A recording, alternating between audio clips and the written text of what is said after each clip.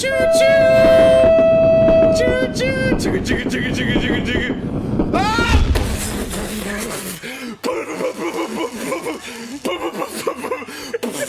Millions are dead! Anyway, in case you're unfamiliar with how it goes, we basically just sit around and talk about shit we don't like about the game and how it could be better. So, Yeah. what's on your mind? Oh, so we're starting already. Awesome. Not a lot really. Like I haven't been playing the game as much as I would like to be playing it. Yeah, I I don't think suppose that anyone has. yeah, I suppose that is going to happen after, myself and many others investing way too much time into the game over the years, and then of course with 2019 being a total flop, based on what they showed on the whiteboard at the start of the year, and then what they released. A lot of players, like even some people who were just getting into the game in 2019, they were left pretty disappointed. I don't know how active you are in the Twitch directory for Warframe, Not really. but I've only live streamed like twice. yeah, well, whenever I was streaming in it, I used to try to host like smaller streamers in the Warframe directory, like people who were just sort of getting into the game for the first time. And I found this guy called Posty, and he played the game for like the entire year and was really invested and enjoyed it. Was super excited for Railjack and everything, and he quickly started to realize like the bullshit that went on at DE and how they sort of like overpromised stuff all in the space of that 1 year. And I have like an interesting Twitter thread for you to read if you want to. I don't know, maybe link it in the description of the podcast, but that was a Twitter post that he made whenever he was speaking about the first dev stream of 2019 and how they sort of like overpromised, overpromised, and overpromised. And Rebecca actually replied to it, and she was like, "I'm sure that increased developmental effort is wrong, but we've just passed the halfway point of 2019." So he's basically complaining about how everything that they promised at the beginning of 2019 wasn't being shown or put into the game as early as they would have liked it to be. Sounds about right, to be honest. Since Yeah. D tend to be the masters of not, I wouldn't say exactly overpromising. Well, it is overpromising, but besides that, also just being overly ambitious. Like they could promise you a castle and say it would take like only a year to build, but then 2 years pass and all they have is like a LA studio apartment, if that makes any sense. Yeah, that makes total sense. I mean, like, what surprised me the most about like Railjack being released was the absolute state of it. Like, I don't know how much time did you invest in the Railjack? Pretty sure it was less than 20 hours because when I first started, I basically got carried through the entire Railjack solar system by my clanmates because they did everything pretty fast. So after I cleared every node, literally all I did was just keep playing Railjack until I got the Vital Reactor, and then this was also when everyone was freaking out over farming intrinsics because those gave mastery. So after I got a Vital Reactor, I just maxed everything to 10, and then I just stopped playing Railjack because there's really not much more point. Yeah, I haven't even got that far. I just gave up on it entirely because number one, like the gameplay, it just isn't for me. Like I don't really play a Warframe for like spaceship combat. Like if I wanted to play a spaceship or something, I would play the likes of what's that game called? Star Citizen. Hmm. But it's just like it's not Warframe to me. I can see the appeal, don't get me wrong, but it's not Warframe for me whatsoever. And then like the terrible economy for it, like in the sense where you have to like jump into a mission and do it over and over and over again to get a reactor or a weapon, and then the weapon having like a random stat roll. Like it's just really really bad design, at least in my opinion. Especially whenever you pair that with the lack thereof of resource drops in Railjack as well. I don't know. It's just a really poorly designed game mode, I think, and it's gonna become, in my opinion, Arcwing.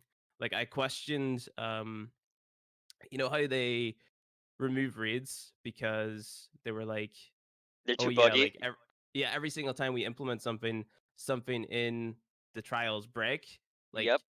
what goes to say the same isn't going to happen with Railjack as well? Like it's like a far more, at least from my perspective, like a far more complex thing to implement into the game, because it's like, you're in space, so you've got this big fucking spaceship that's floating around, and God knows what amount of effort has to go into coding that type of thing. So I don't know, like it just seems really contradictory to I, remove one game mode and then implement another where potentially the same issues could arise. Yeah, even though the whole raids being removed thing is it's just a meme at this point because they explicitly said it wouldn't be gone for over a year. Yet here we Yeah. are over a year later without raids. But I honestly don't think they're going to remove Railjack, even though it's incredibly buggy and was released incredibly buggy, purely because they're really banking on Railjack being like a crucial part of the game, especially with New War coming up in the future.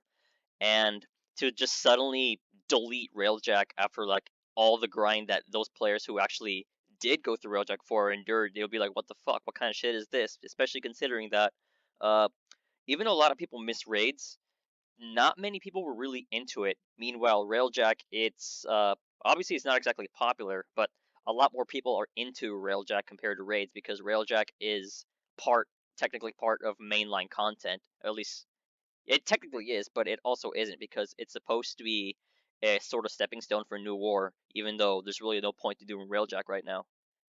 Yeah, that's the weird thing, right? Like the one thing that really annoyed me about Railjack, besides like the shit economy and everything, it was the time gate that they introduced as well. Like I jumped back in, like I took my 4 month break away from the game, and then I jumped back in and I was like, okay, I'll play Railjack. And then like the fact that I had to wait like pretty much an entire week before I could play it, I thought was ridiculous.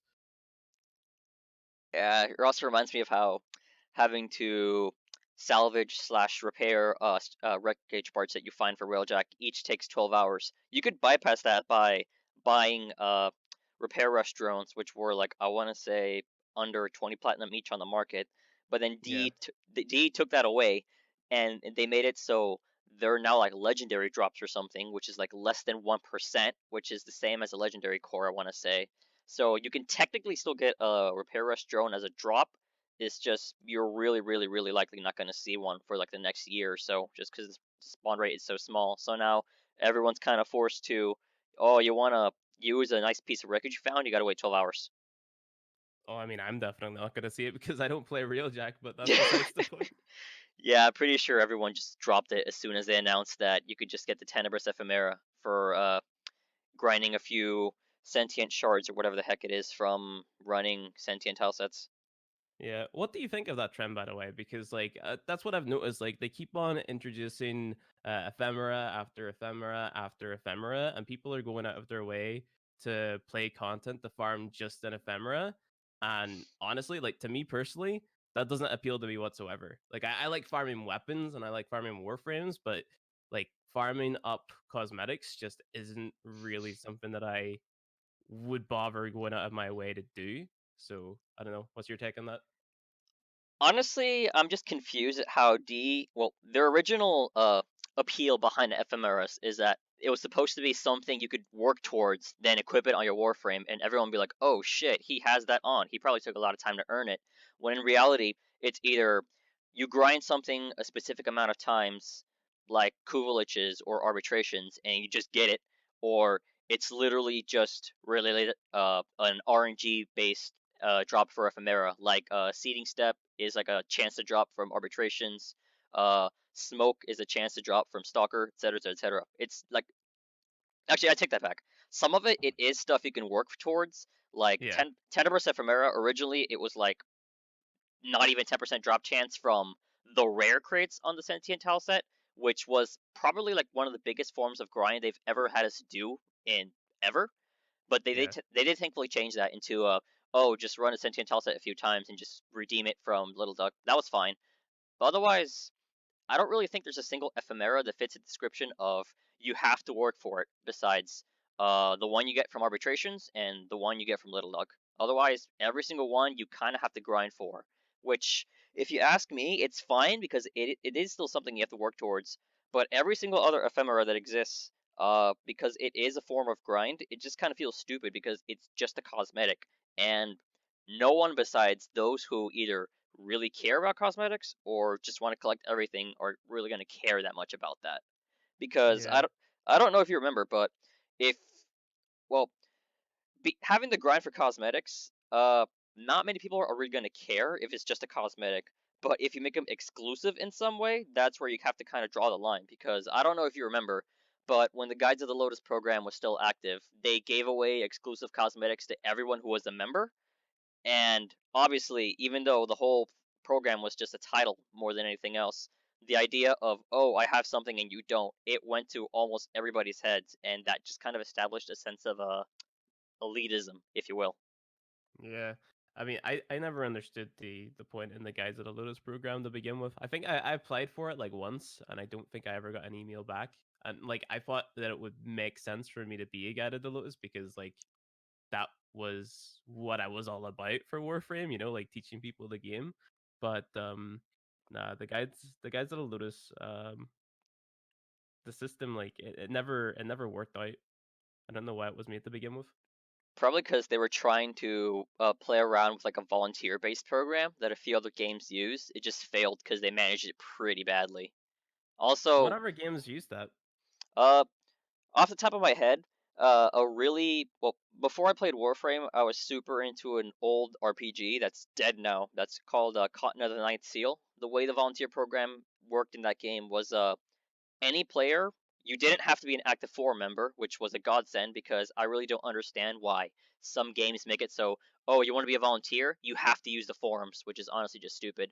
But any player could apply, and if you got accepted, first you became a volunteer trainee, which you basically worked with like a few devs and some actual volunteers, and you did stuff like, oh, you helped out during events, or oh, you helped organize and put out news, like official news from the developers to the players, etc., etc., etc. Then the actual volunteers, they, it was basically just like a glorified title for like developer assistants. Like let's say they were having like a PvP tournament, they would have like 2 or 3 volunteers on standby as like referees or something like that. Or if Yeah. they're having a giveaway, they'd have volunteers helping out, hand out stuff like that. Or if a developer is just playing with regular players, they'd have a few volunteers there too to like help answer questions and stuff. So honestly, volunteer programs, from what I've seen for the most part, not just in Continent of the Night Seal, but other games, it's usually just like developer assistant. Really, not much more than that. Yeah. I mean, like, I guess the Guides of the Lotus Den is just one of the many, what was the word that you used for it a minute ago? Just like exclusive Unnecessary. title. Yeah, Yeah, exclusivity. well, I mean, yeah, exclusive title, like elitism, type title that, Warframe has. Like, with the Warframe Partner Program, I wouldn't even say that it's anything special either. We get our free stuff to review, quote unquote. Do you know a lot about the Warframe Twitch drops? Are you familiar with the system? A little bit, yeah. Not much though. Yeah. So I posted like a ton of feedback in regards to the Warframe Twitch drops, like directly to UD, and talked a lot about it, like with my audience and stuff like that. And my problem with it was the fact that it was like Warframe partner exclusive. So like every single time there was a Warframe drop event, it was like all the Warframe partners are at the top, and then the Warframe partners could also like just host one another over and over and over again. So we had like your little echo chambers of the Warframe community sort of like hosting one another over and over and over again. And then what happened was like, anyone who wasn't a Warframe partner, it was basically pointless for them to take part in streaming Warframe during like an update or a drop event or something because they're just going to be buried by those who are one rotating hosts on Twitch and then to just a Warframe partner. Like there is no way that you could be any form of competition. So I posted a lot of feedback about that system and I was like, well, you have to implement it in a way that it can't be abused by streamers. You need to make it like fun and fair for the viewers and all that there type of stuff. Like, for example, you can't just like give the viewers credits over and over and over again because that was one that they did, I think, during Fortuna's release. They promised to give out a Nidus and a Korra, I think. Maybe it wasn't Nidus and Korra, but it was 2 Warframes, but it was like an extremely low chance to get those frames. they just advertised it in a really bad way, and they made it so that viewers had to like sit in a stream for ages to even have a chance at getting their Warframe that they wanted. So the system was really bad, and I posted a lot of feedback, but none of the feedback was listened to. And there's also like public records of people on the Warframe Reddit like giving the same feedback that I was giving technically, and DE acknowledging it, and nothing has changed with the drop system at all in the Yep, past couple of years. that So is that's unfortunately a staple when it comes to Warframe. Not even just for me, but before Revenant came out, when they first teased them as they first announced them as like a sentient Warframe, and everyone got super excited. But when they showed off his abilities on whatever dev stream they revealed him, I don't know which one it was. Everyone was just like, so he's basically just Nyx but better. I don't know how I feel about that. So Triburos, he was spamming the Warframe the partner Discord with feedback about Revenant. Like I remember he even posted some animations of how his abilities could be improved, and overall just his theme to feel more like a sentient Warframe. I yeah, remember that. I remember DE saw that, and they took like none of it to heart, which was incredibly disappointing and also sad to see. yeah.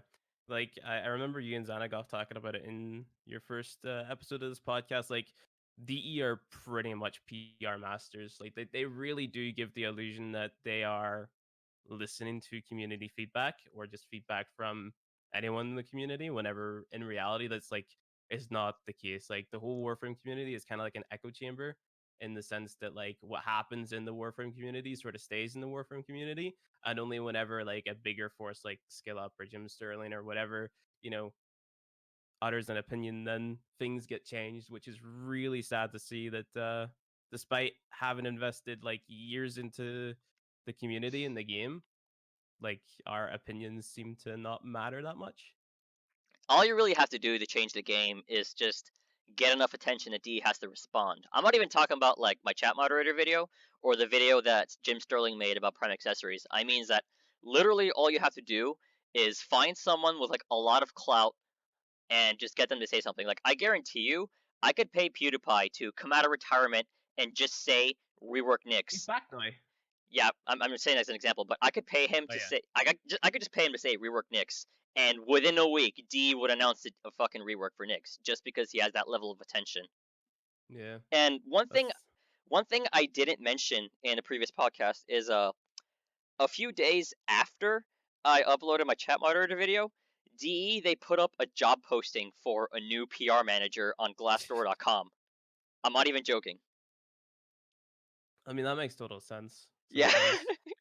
I kind of felt proud about that one in a weird way. But yeah, like going back to that tweet that I brought up with the Posty guy, DE Rebecca alluded to the fact that they were increasing their developmental effort, whatever that means. And you know, they were gonna have a lot to show for it by the end of the year, but like in the state that Railjack came out, like really half baked, in the sense that a lot of features that were originally shown just weren't in there. Like there was a lot of people who were saying like, oh, you need to cut some slack. They'll have everything released, like the new war will be here with Railjack and stuff like that. Like the people who blindly defend DE, I think are, you know, a pretty big contributing factor to the fact that like they just get away with bloody murder basically, and sort of like Basically, ruin the game. I almost feel like they deliberately. Well, I wouldn't be surprised if they actually did, but I wouldn't be surprised if they deliberately pushed Railjack out early, both to kind of meet the whiteboard requirements that they put themselves early in 2019, Yeah. and also because they're like, oh shit, it's almost the holidays and we don't have anything. Can we give them anything? And it's like, Railjack, fuck it, push it out. And when Rebecca announced that, oh yeah, Railjack is live now on the Game Awards, everyone's like, oh my god, they finished it. Then load it up, it's like, oh, they didn't finish it. Yeah, like that was the thing people were saying in this Twitter thread, that they would rather that DE delayed it to make it good instead of rush it out, but then we got it in what seemed to be a very rushed out state, right? Alpha state, yeah. Yeah, pretty much. There was talk in a few Twitch chats that I was in that a few other YouTubers went to the studio and said that they hadn't even begin or began working on Railjack whenever they were over there, and that was pretty recently, like close to the time that the update went out. So I don't know. Like I don't know what to believe, honestly. Either they were just working on something else, like New War, or they really just are just dicking around. Either way, it's like, what the fuck are they doing? Yeah. Alright. One thing, shit, I forgot what I was gonna say. We're going on for Railjack, fucking... Man, I was gonna say something, but I forgot. God damn it. Fuck. See, that's the thing. Like with talking about Warframe, there's so much to talk about, but like at the same time, because you and we've both been invested in the community for so long, it feels like we're just broken records at this point, saying the same things over and over and over again. Yeah. That's also one thing I never quite understood. How out of every once in a while, out of boredom, I'll just Google search my name and Warframe to see what comes up. And any threads that like mention my name in any way, I'll just look at them and see what people generally think of me. And the one thing that confuses me is that people get the impression that all I do is just complain, and that's what I like to do, which I can kind of understand why, but at the same time I don't, because I don't know if anyone noticed, but Warframe's kind of in a fucking shitty state right now. And the only people who are kind of not shitting on the game right now are those who are making memes like Mr. Warframe guy and other channels. So, Yeah. how are you supposed to cover content in a game that has had like 3 bad updates in a row, while at the same time it's kind of just bleeding out players slowly because everyone's like, yeah, I don't like this. I'm gonna go play Destiny 2. You see, that's another thing that really annoys me, especially like since we're in like the public light, so to speak. We've got like an audience, the fan base. Like our subscribers, you can sort of think of them as the top fans of Warframe, or potentially the person behind the channel, right? Yeah. So in most cases, they're a big fan of Warframe, and that's why they're subscribed to a Warframe channel, and that's just like the numbers are the proof of that. Like anytime myself, or maybe even if you tried it out, like if I uploaded a Warframe video and then the next day I uploaded a Siege video, the Warframe video would outperform the Siege video, like without a doubt, because that's what people subscribe for. They subscribe for Warframe. The people who are subscribed, they're like the super big fans of Warframe. They're the people that care. But the thing is, like, we're not getting views that are equal to our sub count, like every single video. Like, we're still reaching a very broad audience. So you're reaching a bunch of people who don't understand the ins and outs of everything that is going on within Warframe, who basically just aren't as invested as, you or me, basically. So that's a big problem as well whenever it comes to sort of like getting a point across as well. So Yeah, obviously, people who are subscribed to you, they're really, really going to watch you for your Warframe stuff, which is why an absurd number of people who have tried quote unquote quitting Warframe end up coming back like not even a year later. Like, I've done it, Life of Rio has done it, Mugamu has done it. I'm pretty sure there are others who I can't even name right now who have done it. Also, obviously, there's also you. No offense, but yeah, I mean that's the thing. Like it's sort of the hook that DE has on everybody, right? Like I don't know if you've heard of this, but there's like the hook habit hobby method of game design. So it's used a lot in mobile games, but Warframe kind of follows the same method. So they put stuff into the game that is really cool that hooks you in. So that could be Warframe's combat or the characters or the weapons or whatever. So that's implemented, and then they have to uh implement something into the game which turns it into a habit for you, which makes you come back every single day. So the foundry, right? You craft a weapon, come back in 12 hours, you're going to be able to use the weapon. And then that way they are like prolonging your playtime. And because you've invested so much time into the game, it's basically like a hobby to you at that point. That way, it's easier for you to justify spending money on the game because you've already spent so much time and put so much effort into, getting your equipment and stuff like that. So for a regular player, yeah, but when you're a Warframe partner and you get basically everything for free, it's just a matter of you equip it, go into Hydron for like maybe an hour or so, you're done. yeah, pretty much. I mean, like, we don't have to take the free stuff, I know. but I feel like even if we didn't take the free stuff, the game would still be just as boring as it is. Because, like, so you could still use the platinum that you get to buy the latest frame. Like I know for sure that I wouldn't do the missions that I needed to do to get Grendel, especially since Grendel, in my opinion, is one of the worst frames that DE has released in recent years. Probably, yeah. I remember I haven't really played much. I do have a max, but I haven't really played him much. And from what I'm told, he was kind of bad on release, but I heard that they did buff him. I don't know how much though. Yeah, I think he's still really bad. I don't like him whatsoever. Sure, you can make the argument that he's a fun frame, but I think that fun is very subjective. Um, I'm also not a big fan of how you mod Goss. I like how you play Goss, like running around and having insane buffs and everything. That's really, really cool. But the fact that it's all like, oh yeah, just throw a ton of duration on, every single build that you put together or see for Goss is going to turn out pretty much the exact same. Like I like it whenever frames, there's a reason to invest in the power strength. There's a reason to invest into range and the duration and stuff like that. But with Goss, it's just like just throw on as much duration as possible, and then you're pretty much done. Like this frame's gonna be insane once you have 306% duration. On the topic of Grendel, I remember Sabuchi told me last time we streamed together that I don't remember if it was Rebecca or Scott who said it, but one of the main Diva developers said that they're fine with abilities and Warframes just being quote unquote fun, which is why Super Jump existed even after we got Parkour 2.0, and they just removed it because no one liked it.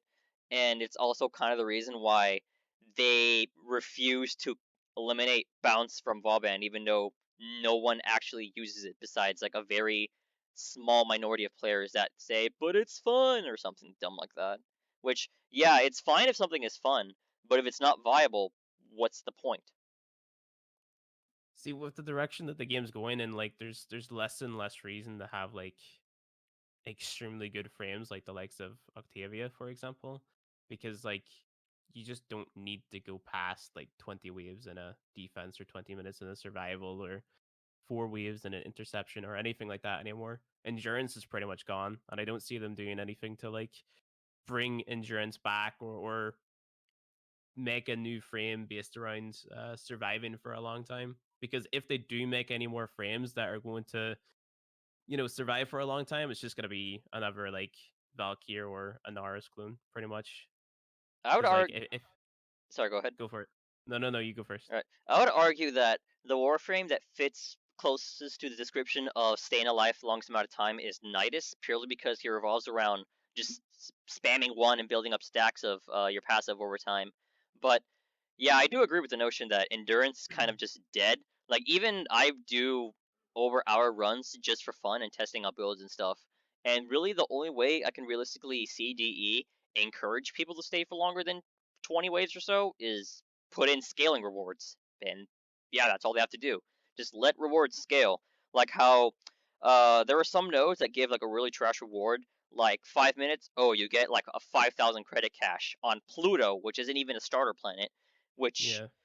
it honestly would be kind of justified if it scaled up either based on enemy level, your mastery rank, how long you've been in, or a combination of all three. That way it could evolve from like a 5,000 credit cash to like 125,000 credit cash. And of course, by that logic, you'd have to scale up the rewards of the index as well, which, yeah, it would make it more of a grind fest, but it would encourage you to stay in longer because, oh hey, enemies are harder to kill, they're higher level, you're higher level too, you get more rewards. Simple as that. I think that they should add more rotations in. So like they could put in the likes of Riven mods, for example. So like let's say you stay over 20 minutes on a void survival or whatever, you could get maybe like a primary Riven mod on the new rotation, whatever, like 40 minutes in, something like that. And then on Sedna, for example, you could go there and you could get a secondary Riven mod. And then that way, like, Rivens aren't just exclusive to sorties, so you have a higher chance of getting them. You can go to a specific node and then farm it up because you've got this new rotation. It gives you a reason to go past 20 minutes, and, it's just, in my opinion, a better system for farming Rivens. I doubt they would ever do that purely because Yeah. it's related to Riven mods, which would someone would say it will make Rivens easier to farm, which would inherently fuck up the clusterfuck of a Riven market that we have. and Yeah. probably lower the price on everything. So I really don't see that happening, unfortunately. And speaking of Yeah, ribbons, that's the sad thing. I'm absolutely positive that D is still to this day kicking themselves for ever coming up with the idea of ribbons because I don't know if you've used the Kuva Brahma, but it's really good. And if you use a ribbon with the Kuva Brahma, you basically won the game. Yeah, I haven't even farmed it up yet. Like that's how little I've been playing the game. Usually I'll have that stuff day one, but I haven't farmed it up yet. I've got no interest in going for any of the new Cuba stuff because I just know that there's no point in getting any of it. But yeah, I've seen videos of it. I know it's really insane, and I know that ribbons make it like 10 times better as well. But yeah, it's really sad that they wouldn't think of doing anything like that simply because one, Rivens probably make them a ton of money, and then two, they also have the messed up Riven market too. But then they release Prime Chambers, so Oh, that was fucking glorious. on top of that, like they also nerf a few Rivens as well. Like they change the disposition on them sometimes, so they're not. It's not completely off the table, but I don't think that they will do it simply because Rivens probably are some form of a cash cow for them as well. Yeah, because the whole Riven disposition thing, they kind of balance Rivens around how meta they are, which is why Yeah, the uh, popularity. yeah, new stuff is always 3 out of 5 on release, kind of like how the Axamati Prime are right now. But if it's something meta, like the Kuva Brahma, I guarantee you they're going to nerf it down to 1 out of 5 in the next patch, just because everyone's using it. Meanwhile, other weapons that like no one even touches, like I'm going to say like the Convectrix or the Hiku Prime, that's like 4 out of 5 or 5 out of 5, which is why even though quote unquote unpopular weapons like those have high Riven dispositions, no one really uses them because there are times when even the Riven can't make them as powerful as an Exorgist, for example. Yeah. Like I think Rivens do a good job at making weapons that are worse, just a little bit better, and they make them a little bit more fun. But it's like how many players do you honestly think are going to go out of their way to farm up a Riven and then farm up the Kuba to get a good roll? And how many players out there do you think even know what is a good roll for a certain type of weapon based on the amount of players who are looking up guides and constantly asking for advice and stuff like that? Like it's in theory, I guess, like it does its job, but at the same time, it's like I don't know. I don't see a lot of like casual players going out of their way to farm up a Riven. I definitely not many players do that. Well, I can't really relate to that because I honestly do not remember the last time I've re-rolled a Riven mod, which is why I have like a shitload of Kuva on me because every single time I need a Riven, I just look for the one I exactly need on like Riven.market and I buy it. Yeah. Yeah. Like I tried farming Kuva in the likes of Kuva Survivals and Kuva Siphons and Kuva Floods while I streamed the game and stuff like that. And don't get me wrong, like it's chill for a while, but like once you do it for like maybe 2 hours, then it just starts to go downhill. Like it's as boring to me as the Murmur farm is for the Kuva Liches. Yeah, there have been some times when I've been like so bored out of my mind that not even listening to music will let me relax. So I'm literally just farming while listening to like audiobooks in the background. Like Yeah, I listen to podcasts. as a joke, I was gonna upload a video of me doing over an hour survival in Mott in the Void with Chroma Prime while listening to the Art of War in the background, which is over 3 hours long, by the way. And I did get halfway over it, but I ended up dying because enemy scaling is fucked. Yeah, the enemy scaling that they need to really redesign the enemies in the game. Like Did not a lot of games do it well, but they really need to start taking a look at it. They did say they were going to rework armor scaling, so it will be more of an S shape. I don't know exactly what that means, but I do remember they said that enemy armor would like stop scaling up at like around level 75. I'm assuming that either means that level 75 is like where armor stops getting dumb, but the damage keeps increasing. Either that, or level 75 will be the quote unquote peak of difficult enemy. I don't know. Yeah, the thing is though, like they can do that, but it still isn't gonna fix the problem of you're either going to steamroll or get steamrolled, right? What I think they need to do is start introducing more enemies like the Nox, maybe the Nox is a bad example because not a lot of people like the Nox, but Nox or maybe the Nullifier. I know the Nullifier isn't like a fan favorite either by any means, but at least you sort of have to change up how you play the game just a little bit whenever those enemies are there. Like you have to literally walk up to a Nox, headshot him or whatever to take his glass off, or spam your melee, whatever. Then you can kill him, and then with a nullifier, you have to either go inside the bubble to kill him, destroy the little drone, or burst the bubble with a high fire rate weapon or a high attack speed melee. So, like, I want to see more enemies like that added into the game that are going to make the game a little bit more engaging, but at the same time are going to be fair. So nothing that is just going to make all of your abilities more or less completely useless. On the topic of nullifiers, I'm kind of confused slash disappointed that they don't make weapons more unique in order to encourage usage. Like, I remember in the past people suggested to buff glaives by making it so if you throw a fully charged glaive, it should be able to pop nullifier bubbles in like one shot, or sniper rifles, let them have punch through nullifier bubbles but don't pop them or something like that. And that kind of thing has it's made me think about why DE hasn't nerfed Magus Lockdown, because it's literally, at least as far as I'm aware, it's literally the only crowd control in the game that affects nullifiers, even if the bubble is active. And I'm kind of surprised they haven't nerfed it. Not gonna lie, I've never used it. I've stuck to using Vigor ever since I got it. So I just, press 5 to get all of my health back, and then that's pretty much it. Like, Oh, I've never found myself in a scenario where I've needed to get any other Magus Arcane. Magus Lockdown is fucking busted. Like, even if you use a Warframe that has channeled abilities 24/7, like Chroma or Valkyr, all you have to do is just press 5, dash, you win. Yeah. Easiest Absolutely shit in the ridiculous. world. What else we got? What do you think about the flight alon? Were you disappointed by it? The what, the lawn? The flight alon, the one that's on the new Jupiter tile set. Oh, the Ropalo list. Yeah. I Honestly, think the name is stupid. I kind of forgot it existed until earlier last year, because I was just bored going through my profile and I noticed that I didn't have the solar chart completed. I'm like, what the fuck? What did I miss? So I scrolled through the entire solar chart and I'm like, well, I did every mission, so I don't know what I'm missing. Then I looked at Jupiter and I completely forgot about the Ropalo list. So I literally just asked in like region chat, hey, I've never done it before. Anyone want to do it with me? And we knocked it out in like 15 minutes. And I've Yeah, never it's extremely easy to do. and I have There's never no again touched the Ropalo list.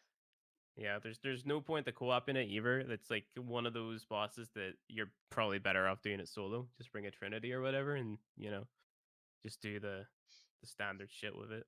I forget how you kill it, but I'm pretty sure you have to like jump on top of it and like fly it into pylon or something.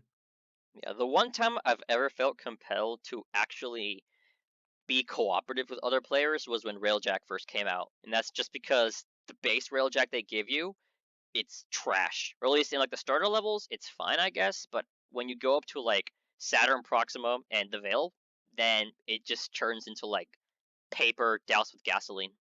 Yeah, I know that struggle because I didn't let anyone carry me through Railjack because I wanted to experience it as if I was, a player who wasn't a fucking Warframe icon, basically.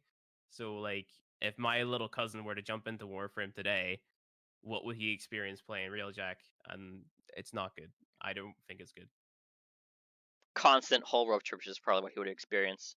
Yeah, Assuming constant he doesn't get blown up. on top of that, like the amount of time that it takes you to, complete missions as well with the really shit weapons that you get, unless you're going for the Mark III straight away, even then, they're not the best things in the world. The missions still take a really damn long time. Yeah, which is honestly, well, I'm kind of not surprised that people found out so quickly how to grind intrinsics in that one node that it's only an exterminate. There's no objectives. I want to say it was Gyan Point. I don't remember which one it was, but I know it was in the Veil. But it took DE like almost a month to patch it out, either because they were busy with other stuff, I guess, or because they were like, "Fuck it, we're gonna let people farm it, but we're gonna patch it eventually." Yeah, I'm pretty sure, like, someone in my Twitch chat said that they promised so many months worth of content with the first Railjack patch, and it just fell apart. Um, I don't understand why they wanted to nerf the intrinsic farm. I guess I do because it's like to inflate the player's time because that's what the entire Railjack update just sort of seems like to me. It's just about like keeping the player on the game as long as possible. But I don't know. Like the intrinsic farm, I've got all of mine to 7 or 8, and I just stopped. It's not fun. Because when they first showed off Railjack in like 10, well, not when they first showed off, but the last time they showed off Railjack in like 10ocon 2019, I remember they said something along the lines of getting to Vale Proxima will take time because it's like the high level area of Railjack, and when they quote unquote said Kuvaliches will be part of Railjack, when they boarded the galleon that had the Kuvalich on board, they said, "Oh, Rebecca's had this Kuvalich for a while, and today we're gonna finally decide to kill it, and it's amassed like a giant armada." None of that was in the game, obviously, when it launched, to the point that people were getting to the Vale within the first 24 hours of Railjack launching, compared to when they said on 10ocon 2019, "Yeah, it's gonna take a while to get here." No, people were there Yeah. by like the first day. Yeah, that's a sad thing. I wish that the Kuvalich system had like more of an agenda to it. Like your Kuvalich actually had an agenda that he sort of went through to make the Murmur farm like just a little bit more interesting. Like he was actually doing something around the star chart that you had to go and sort of stop. So like sort of like customized missions for every single Kuvalich type of thing. Because right now it's very boring farming your Murmurs.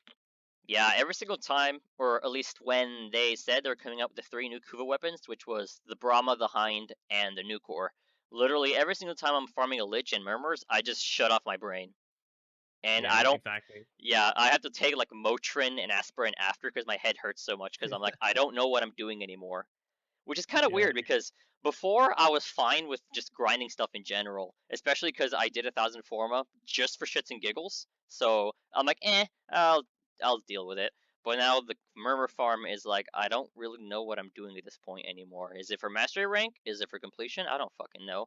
And now that I have literally everything done in the game, like I have every single weapon and frame maxed, I have the entire solar chart completed, I have every Riven mod I could ever want, all this quests completed, etc., etc. Literally, I have everything done except Conclave, because fuck Conclave.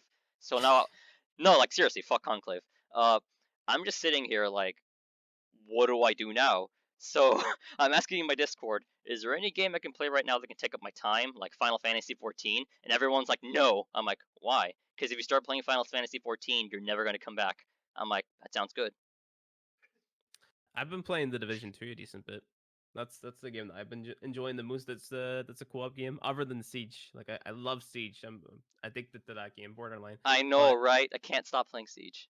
yeah, it's such a good game. It's like one of the first person shooters out there that has a ton of depth. Speaking of first person shooters, though, an interesting statistic. I don't know if maybe you don't have one yet. How many subs has your channel got? Last I checked, 71.6k.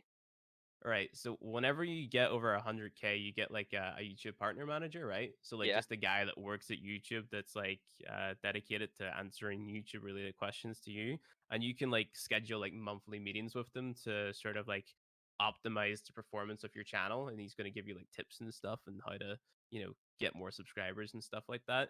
And I brought up the issue that myself and a lot of other Warframe YouTubers have of like breaking out of the Warframe YouTube meta, I guess you could call it. And he said that the game that has the biggest overlap with Warframe viewers on YouTube is Apex Legends, and the only thing that those two games have in common is the free to play aspect. That doesn't make any sense. I know, right? Like, the closest thing I can think of that's related to that is how Mugamu dipped out of Warframe for Apex, but that's about it. I made an Apex video which is like 10 tips on how to improve your aim, and it has like almost 1 million views. Yeah, I don't understand. That's People love list videos. They love them. Yeah, that's probably why a lot of like tier lists and stuff usually have high views. Yeah. The thing is like it's because those types of videos they appeal to people who aren't subscribed to your channel. They just want to sort of like hear your take on it and have you on the background type of thing. Like if I were to make the likes of a build video, for example, the majority of the people who watch that are going to be sub to the channel opposed to not sub to the channel, because the people who are interested in Warframe enough to look up the builds are going to be the people who sub to your channel and stick around to hear all about what Warframe has to offer. And then the people who are looking up lists and stuff like that, those are the people who just want to know like what the best guns are and then be on the merry way type of thing. Like they're not super invested in the community.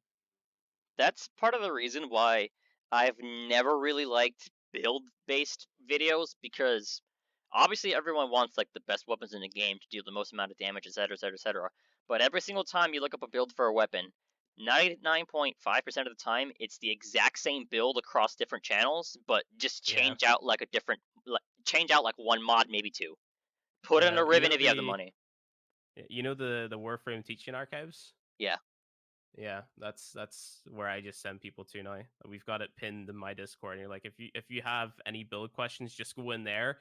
And even though they go in there, like they still come out asking questions like, how do I build this? How do I build that? And like it's literally like all in front of people, but they still don't get it. That's part of the reason why I've always been confused by people who saying like, "Oh, X channel is my favorite for builds." Like, no, X channel is the best for builds. And I'm over here like, literally all of them are almost the exact fucking same. Just swap Yeah. out the person doing it and the mod or two. In Yeah. in my opinion, build videos, it's like the Warframe equivalent of reaction videos. They're literally all the same. Just change the person and change like one little thing. And Yeah, you see that.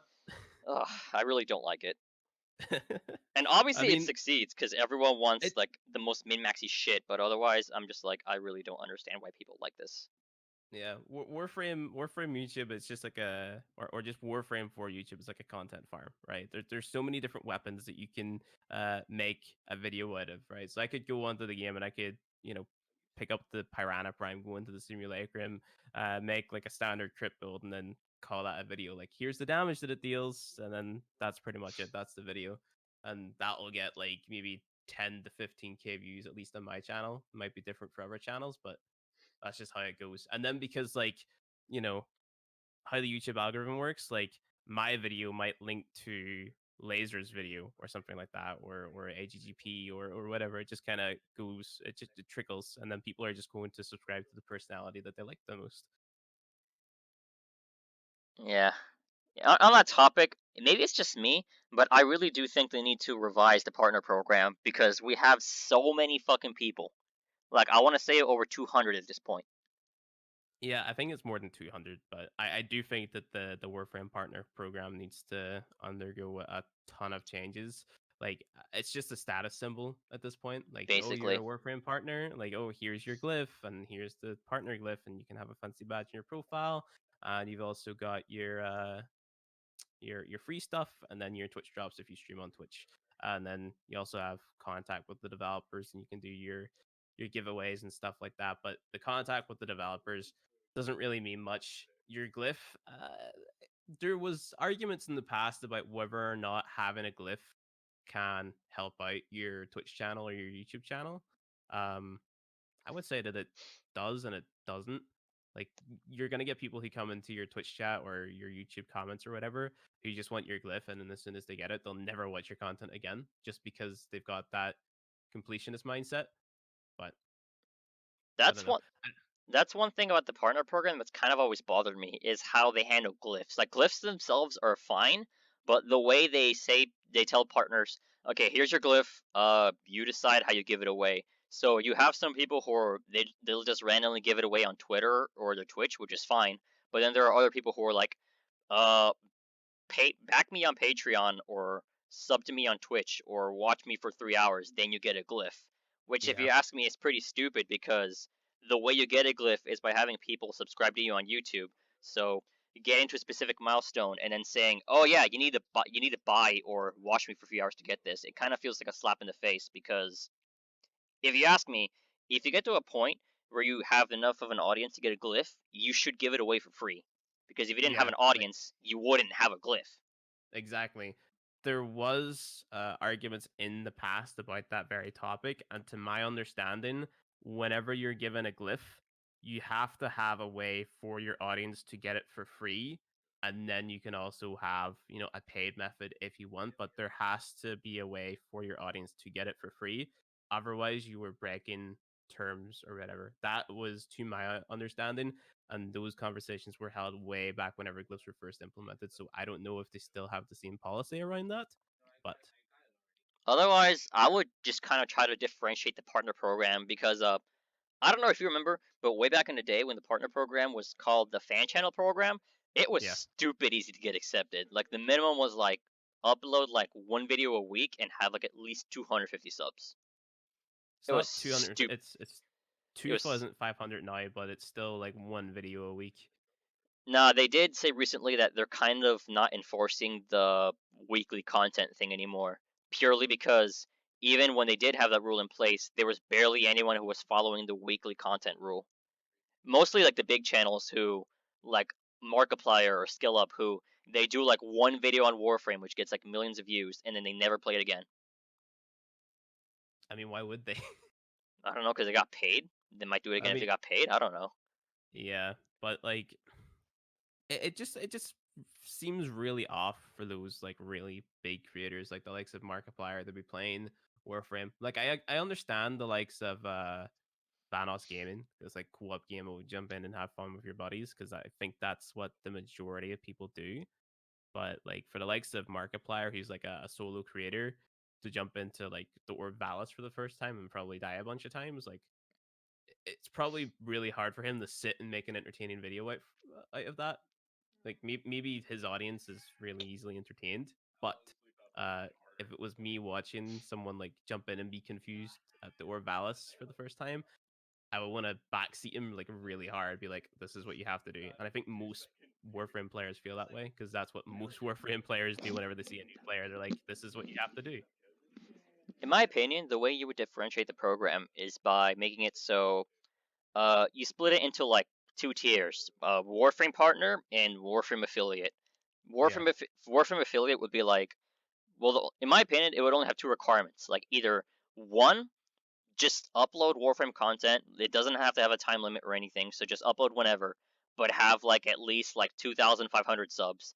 That way, literally anyone with like a sizable following that uploads Warframe videos literally anytime can apply for that, and that would still exist. Meanwhile, the Warframe partner program would be, oh, you're gonna focus either entirely on Warframe or mostly on Warframe. This is for you. However, to make it so people who are Warframe partners are actually relevant to the game, we're going to up the requirements a bit. So let's say the Warframe partner program requirements are increased to at least like 10,000 subs and upload like at least 2 videos a month. yeah. That's just me. I was gonna say something, but I forgot. Oh yeah, the idea of like separating a bigger creator from a smaller creator within the partner program, that was brought up in the past, and they pretty much said that they're never gonna do that. So Why? I don't know. They just said that they never felt the need to ever do that, and that there was not going to be any plans to do that, because it was a point of contention in the Warframe Twitch community.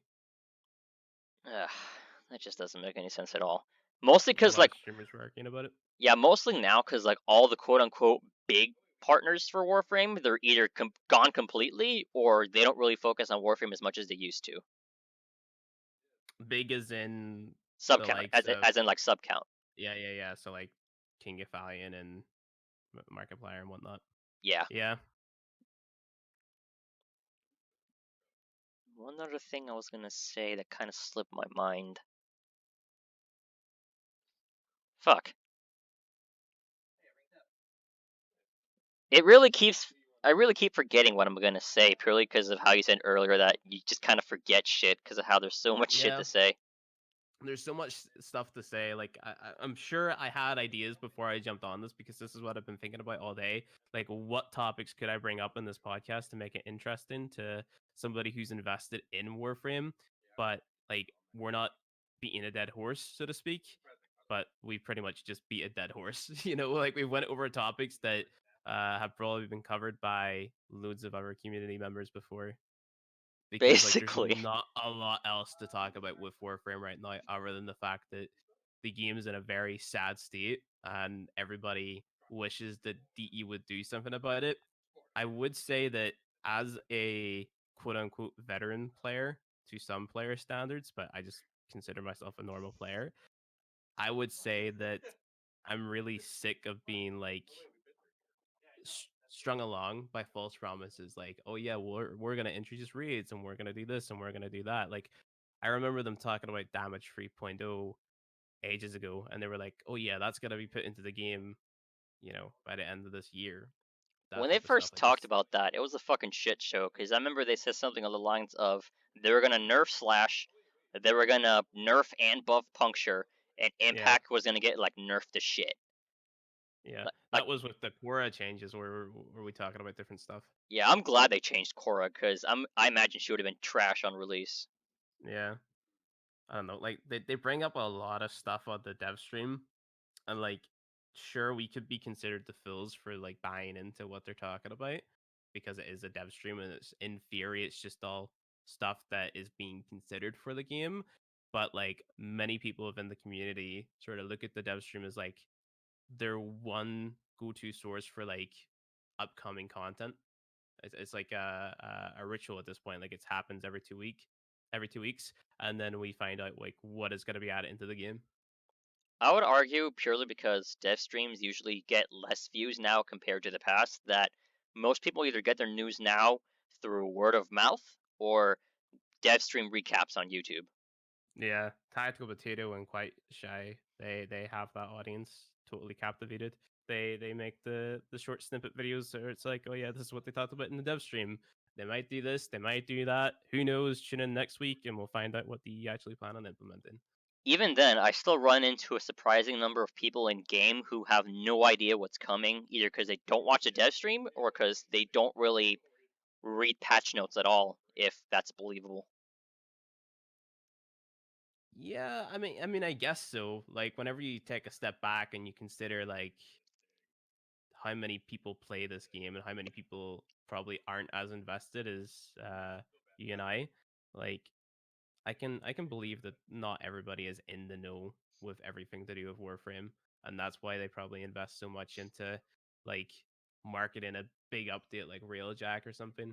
Because it seems like sort of small and insignificant to us because we're sort of like captivated in the Warframe ecosystem. Like we follow all the devs on Twitter and stuff like that, and then we also probably have other YouTubers' videos come up in our recommended every once in a while, but you know I can imagine that your average person doesn't know what the hell is going on in Warframe. Yeah, which also makes me wonder why D doesn't really use their own website for Warframe more frequently for news updates and stuff, because most of the time when they put out like works in progresses or updates on bug fixes and stuff like that, they put it out on Twitter, which is a third-party website. It has nothing. Excuse me. It has nothing to do with their actual game. So, oftentimes, if you want to know what's coming in the future, you have to pay attention to Twitter, which not everyone does. Yeah, they put a bunch of their stuff up in the forums, like all the links that they put on Twitter link back to the forums. But I don't think a lot of people who play the game actually pay attention to the forums. The small amount of times that I went on to the Warframe forums, I've came out being like, just like, why did I use the forums at all? Like it is just sort of like an echo chamber of people who like Yeah, love the the game way Warframe too much. forums, the Warframe forums is kind of a joke, unfortunately. Like, I'm part of the design council, and even then, I barely go on the forums, purely because even in the design council, they don't really post anything. In the I mean, I'm past, part of the design council too, but I don't deserve to be. I don't have the in-game thing, but I've got it on the forums if I jump into it. let me guess, you got randomly invited one month? I don't think I got randomly invited. I think something happened in the partner program, and they were like, "Oh yeah, we're just gonna add all the partners into the design council." This was ages ago that happened. Yeah, because I'm not a founder at all, but the only reason I got invited in was because literally one day, D. Aiden just messaged me out of nowhere. He's like, hey, you want to be in the design council? I'm like, I thought I had to be a founder. He's like, nah, every month we just like randomly invite people. You want to join? I'm like, sure, why not? Sounds interesting. So he invites me in. I go over to the design council section of the forums because I'm like, I wonder what kind of shit they talk about here. And the last thing they posted was over a year ago. I'm like, well, this is worthless. Yeah, I always thought that the design council was Rule number one of the design council is don't talk about the design council.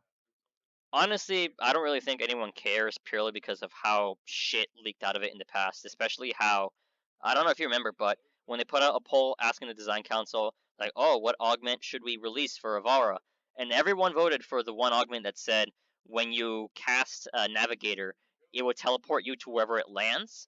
And obviously, we didn't get that augment. The one we got instead was the one that it was a navigator augment, but the one they gave instead was like, oh, every enemy you kill gives plus 10% crit chance up to a cap of 50%, and it's not affected by power strength, so trash augment.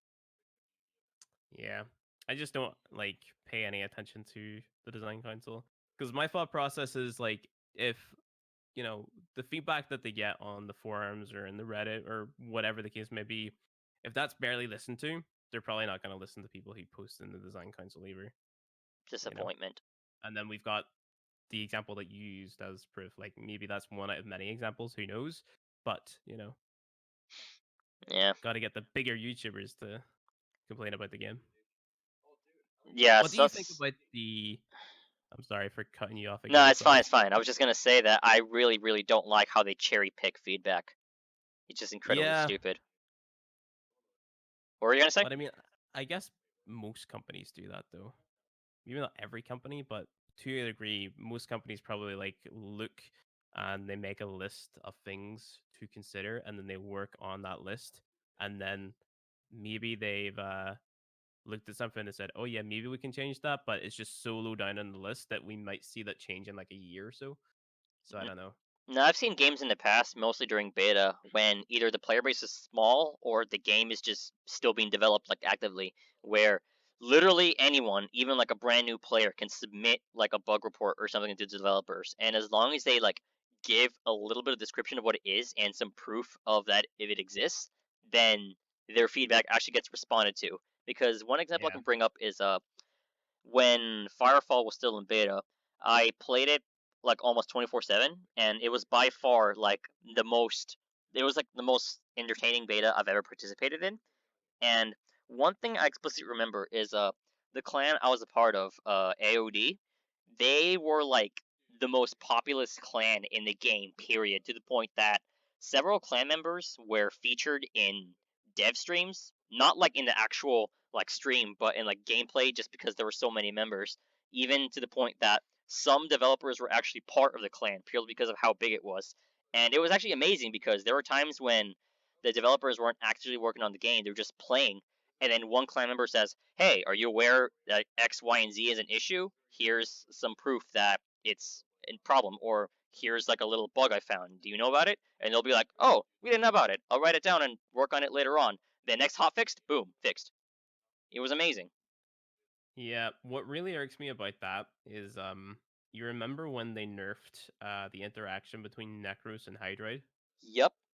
Yeah, and then they released the mod drop chance booster. Yep.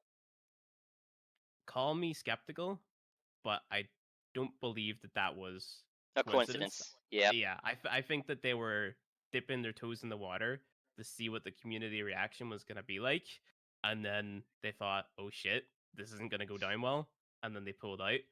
And like, I don't know, a little part of me wants to believe that there's probably higher ups who are influencing that decision, because I feel like just because of how long I've been with the game, like we know that the developers wouldn't want to purposefully do that type of thing.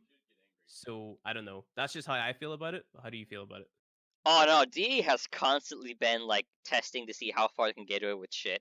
I don't know if you remember, but when Mesa Prime was coming out, the Prime accessories, everyone was shitting on it because it was literally like 2 operator cosmetics and boosters for $50. And everyone was like, "Really? You're going to give this shit for $50?"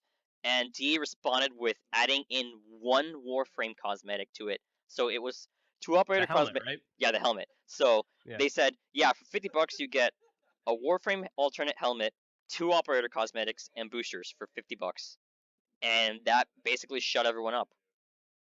When is there not like a company that owns a percentage of DE, Tencent or something? Not Tencent. Leyu Technologies. Yeah. So when did that happen? It happened, I want to say, around the time that War Within came out, 2018 or so. I can look it up real quick. Give me a second.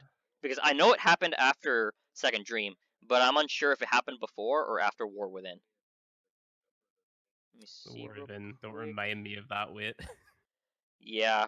I'm surprised how many people have forgotten about the content drought for the War Within, which got delayed by fucking ages. And that was 9 months, I think. Yeah. Let me Called the see. wait within for a reason, guys. Yeah. Uh. Yeah. So Leiyu Technologies does own DE, and they apparently sold in 2014. Apparently, might be reading it wrong. Let me see. Yeah, 2014. They sold 61% of its shares to Leiyu Technologies, which it's not Tencent, which is a good thing, but Yeah. at the same time, it's foreign not foreign investment, but a foreign company, which normally I would say is a red flag. But Leiyu is kind of known for having a hands-off approach, quote unquote, when it Yeah. comes to stuff they own, and I think that's kind of pretty obvious because, or at least in my opinion, they haven't really made the game very pay to win yet. Maybe Rivens to some extent, but otherwise, I don't really see them making Warframe pay to win as much so far. And also because Leiyu is based, it isn't based in mainland China. It's based in Hong Kong, so I guess it's not that bad. Question mark. I was gonna say something, but I completely forgot what I was gonna say. For the third time in a row, yeah, I feel that. But yeah, It it's just kind of makes. it's kind of God sad damn it. how man, I literally have Final Fantasy 14 downloading right now, and I'm like, please go faster so I can start playing you and not be bored anymore. And by the Yeah. time by the time they release an update for Warframe, even if it's just like a new weapon, I'm gonna max it and just go back to playing Final Fantasy 14. Even though Exactly. I know I'm gonna not leave my room for like at least 12 hours. See, that's the thing. Like, I want to log on and play Warframe. I don't want to log on and check out the new thing that is in Warframe. You know, like I want a reason to play it again. And I relate to what Xanagoff was saying a lot in the first episode of the podcast. He was like, I'm more likely to buy something if I'm actually enjoying the content that I'm playing in the game and I'm playing it for a long period of time. And that the reason I invested so much time and money into the game uh, is whenever raids were there, it was like you can jump on and you can co-op with your buddies, right? Like even though trials weren't anything necessarily like mind blowing, it was the fact that it was a daily activity that you could do with your friends every single day, and because like you needed 10 of each arcane to like max it out, it made sense to just jump on the Warframe, do a trial, and then call it a day, right? It was a reason to log on, got your daily login, you got to show off your fancy cosmetics and stuff like that. Again, wasn't the most engaging or enjoyable reading experience in the world, but it was still something that, you know, encouraged you to co-op in a co-op game. Yeah, I'm just half expecting them to shoehorn in co-op gameplay into Railjack raids when they show off that shit in TennoCon 2020. And speaking of, Railjack raids. yeah, speaking of TennoCon 2020, I don't know if it was obvious to everyone else from TennoCon 2018 and 2019, but TennoCon at this point is just a demo reel, nothing more. So if they have once TennoCon 2020 rolls around and they just show off like some cosmetics, concept art of stuff they haven't even worked on yet, and the new war, that's when it's just 100% confirmation that TennoCon 2020 is just, hey, this is stuff we're working on right now. None of which probably has even 10% completion.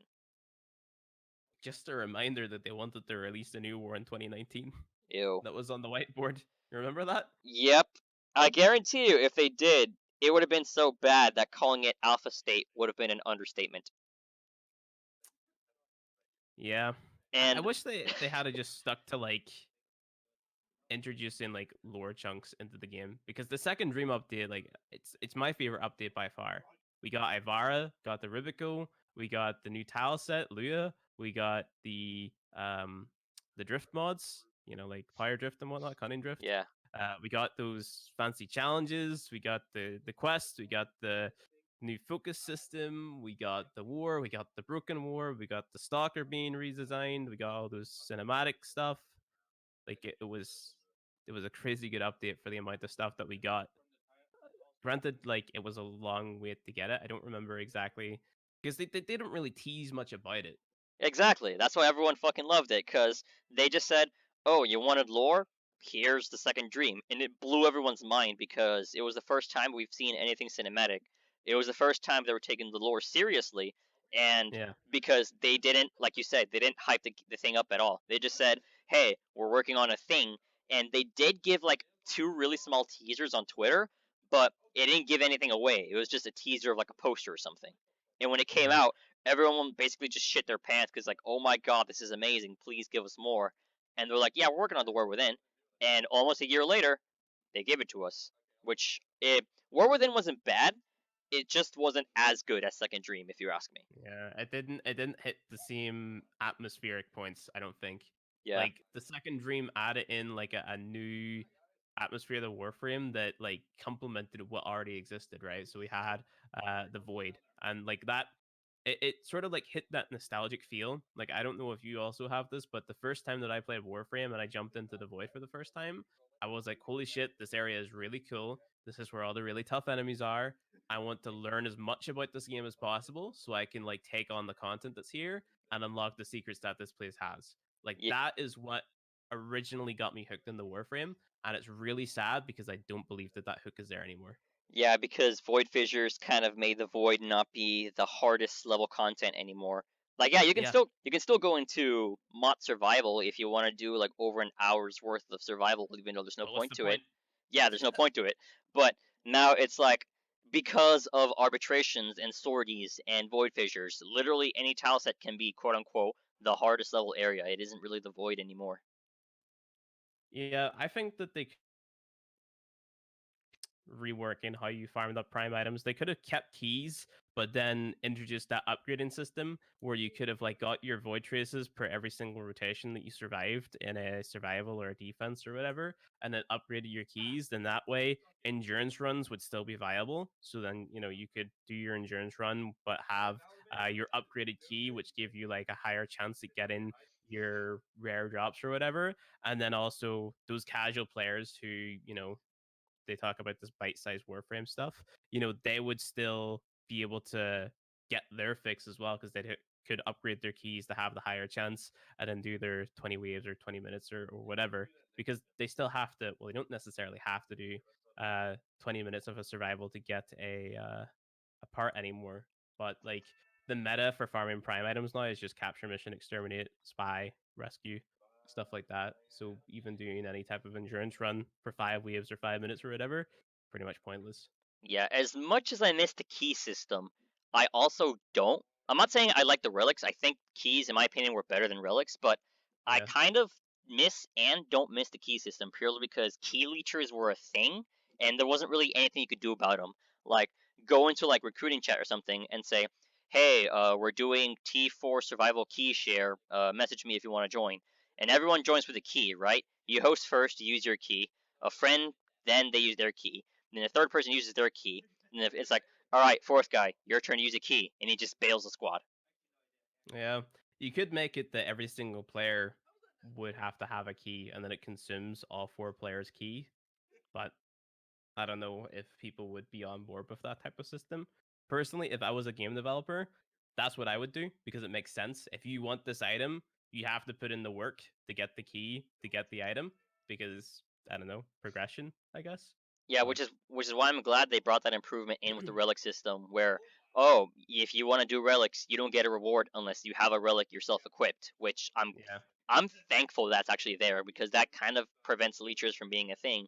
But at the same time, relics are kind of dumb because they introduced void traces as a way to increase your farming chances of rare stuff, which it is a good thing that you can increase your chances of getting the rare stuff, but it kind of adds on a secondary level of grinding to relics, which is already itself a level of grinding. Yeah, you see the idea behind that is to reward the player even if they don't get something that they wanted, right? So you get these traces in the hopes that whenever you upgrade your next relic, then, you know, you're able to get the thing that you were after originally.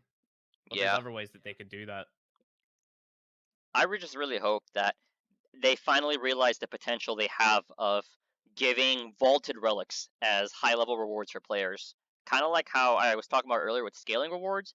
Instead of just turning up everything we have to like times 10, just make it so, oh, you've been doing this mission for over half an hour, we're going to start giving you better stuff, like rare resources, relics that aren't in the game anymore, weapon parts that are hard to get, like Galaxian Vandal, or Bratton Vandal, or whatever the fuck.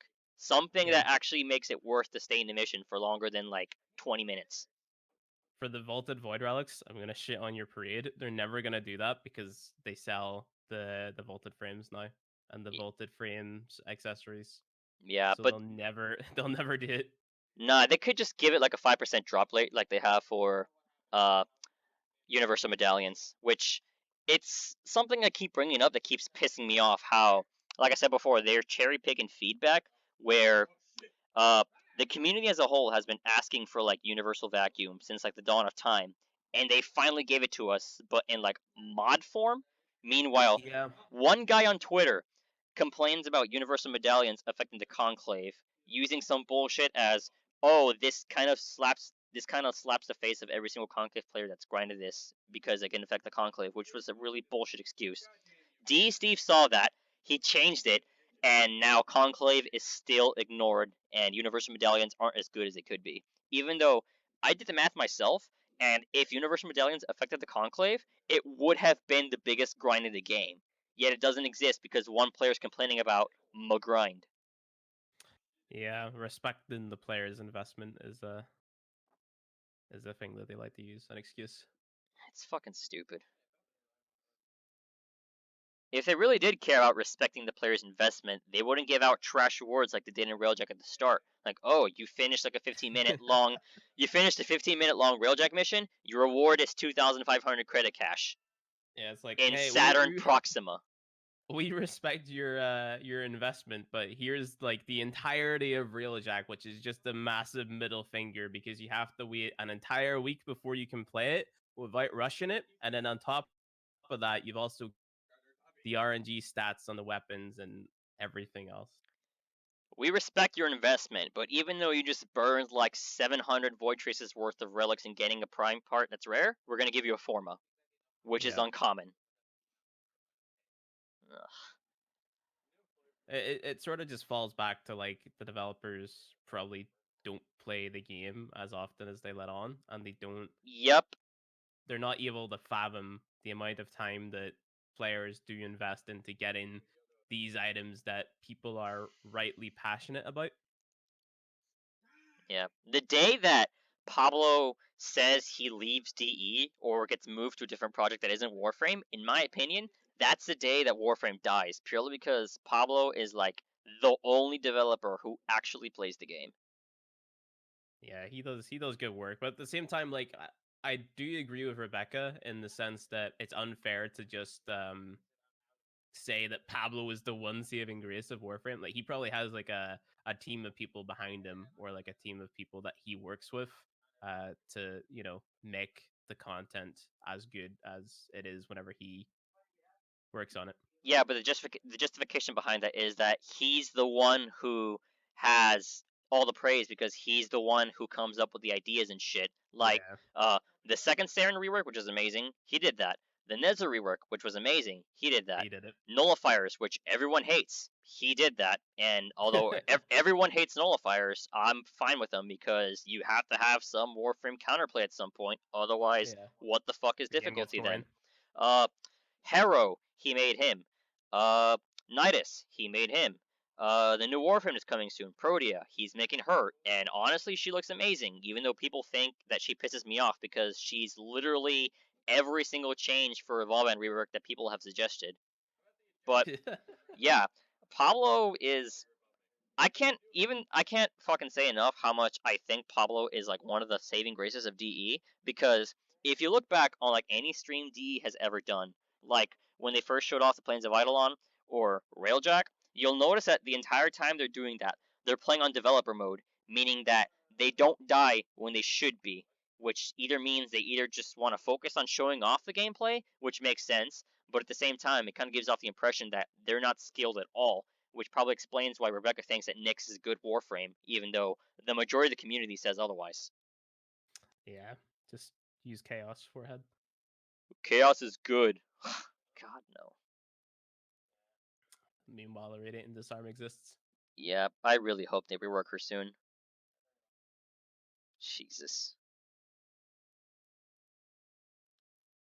Anyway, you got any closing remark? Because I'm pretty sure we've exhausted the list of available topics. I don't know about that. There's still a lot to go over. That's surprising. I figured you would have run out by now. There's a bunch of stuff that you could talk about whenever it comes to Warframe. It's just it's a matter of, is it worth talking about it? You know, like, is our wars gonna fall on deaf ears or not? You know, that's the question Probably. you have to ask, Unless you I know? get accused of personal attacks again or something. I don't know. Entirely subjective. Excuse me.